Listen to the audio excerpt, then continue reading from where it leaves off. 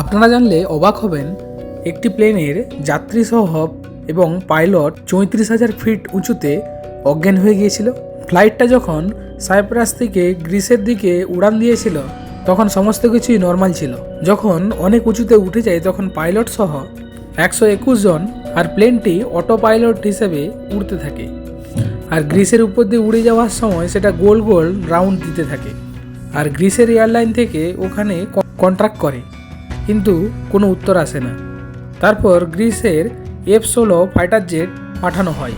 যখন fighter jet তাদের সামনে গেল তখন তারা অবাক হয়ে গেল, ক্যাপ্টেন আর কো পাইলট দুজনেই অজ্ঞান হয়ে পড়েছিল।